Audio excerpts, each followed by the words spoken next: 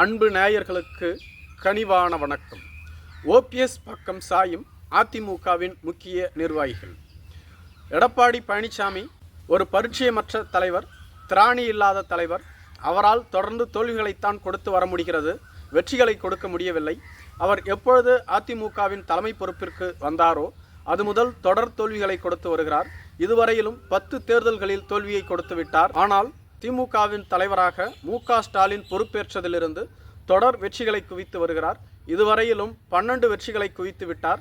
அதற்கு காரணம் எதிர்க்கட்சி வரிசையில் இருக்கக்கூடிய எடப்பாடி பழனிசாமி மக்களுக்கு பரிச்சயம் இல்லாத, நம்பிக்கையற்ற நிலையில் உள்ளார் என்பதே இங்கு காட்டுகிறது என விமர்சனம் செய்து வருகிறார்கள்.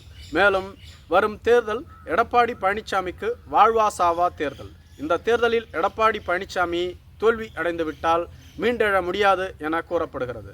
மேலும் அதிமுகவை தனது கட்டுப்பாட்டின் கீழ் கொண்டு வந்து விட்டார் என்பதில் மாற்று கருத்தில்லை. மேலும் கட்சியின் அதிகாரமிக்க பொதுச் செயலாளர் பதவியையும் பெற்றுவிட்டார்.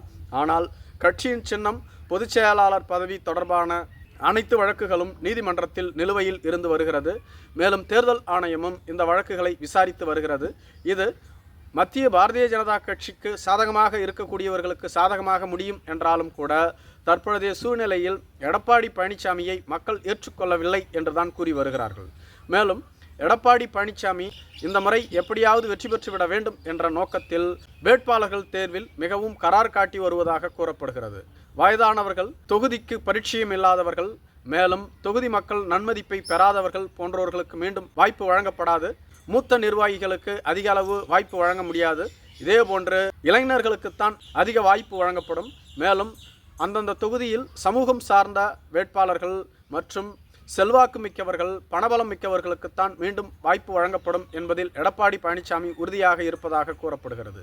இது அதிமுகவின் மூத்த நிர்வாகிகள் பலருக்கு மிகப்பெரிய கவலையை ஏற்படுத்தியுள்ளதாக சொல்லப்படுகிறது.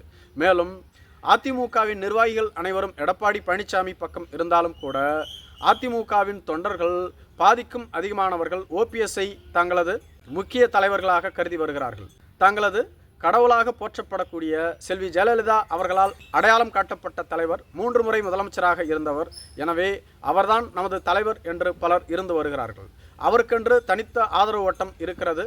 அதேபோன்று தென் தமிழகம் டெல்டாவில் அவருக்கான கணிசமான செல்வாக்கும் உள்ளது.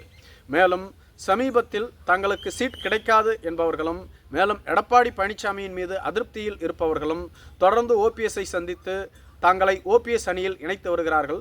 சமீபத்தில் கூட 50க்கும் மேற்பட்ட நிர்வாகிகள் ஓபிஎஸ்ஐ சந்தித்து ஓபிஎஸ் அணியில் தங்களை இணைத்து கொண்டார்கள். இது பற்றி அதிமுகவினரிடம் விசாரித்த போது இவர்கள் அனைவருமே டைம் லைனில் இல்லாதவர்கள். இவர்கள் கட்சியின் முக்கிய பொறுப்புகளிலேயே இல்லை. இவர்களுக்கு பொறுப்பு வழங்கப்படவில்லை. மேலும் வரும் தேர்தலில் இவர்களுக்கு சீட் வழங்கப்பட மாட்டாது என்பதனால்தான் இவர்கள் ஓபிஎஸ்ஐ சந்தித்து தங்களை ஓபிஎஸ் அணியில் இணைத்து கொண்டார்கள். மேலும் இவர்களுக்கான செல்வாக்கு இல்லை என்பது அனைவருக்கும் தெரியும். தங்களது செல்வாக்குகளை புதுப்பித்து கொள்ளவும், மேலும் ஓபிஎஸ் அணிக்கு சென்றால் நமக்கு கண்டிப்பாக சீட் கிடைக்கும் என்ற காரணத்தாலும் தான் இவர்கள் ஓபிஎஸ் அணிக்கு சென்றுள்ளார்கள்.